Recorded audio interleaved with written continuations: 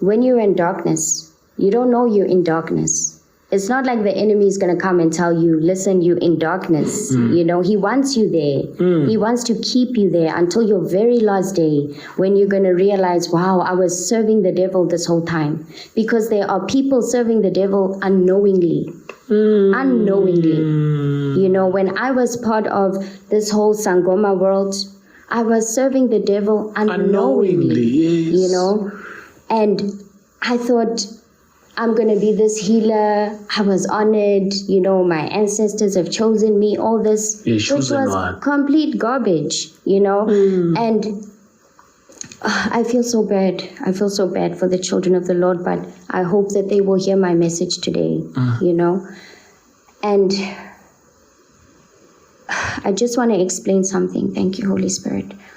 I want to explain something about our culture and our traditions, and about ancestral worship. I don't even want to call it traditional healing, because it's not traditional healing. You're not a healer.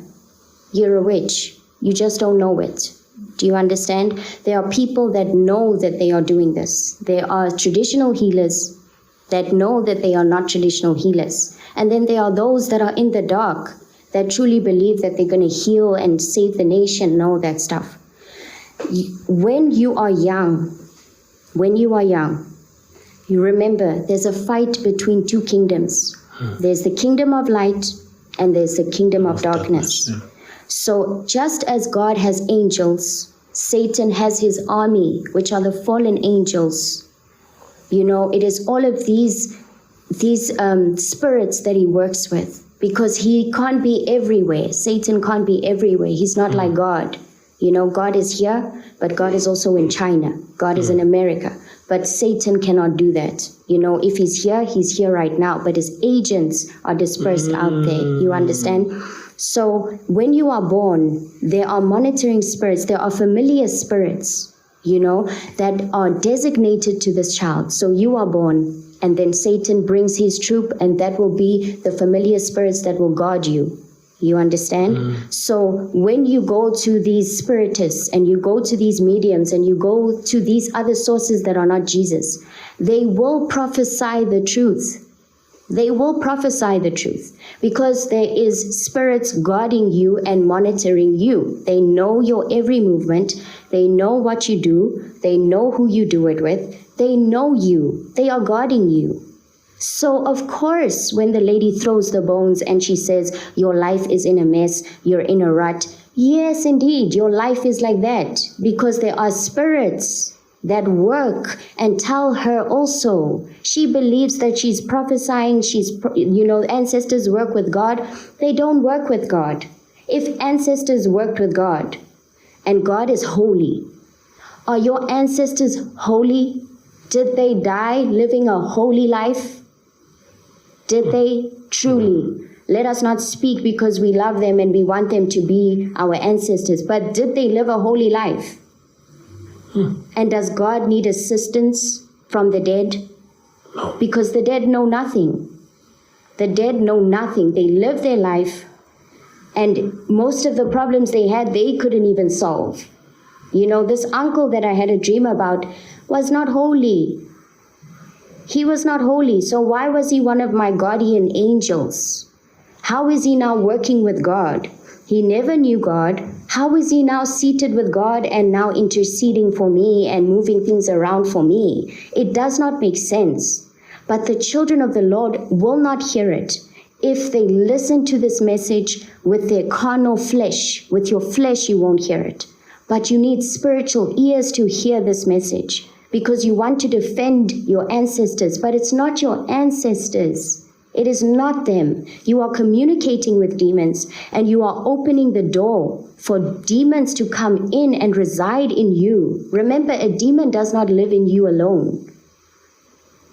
It comes in a bunch, and then they torment you, they oppress you until it gets to the point where you take your life, because that is where Satan wants you.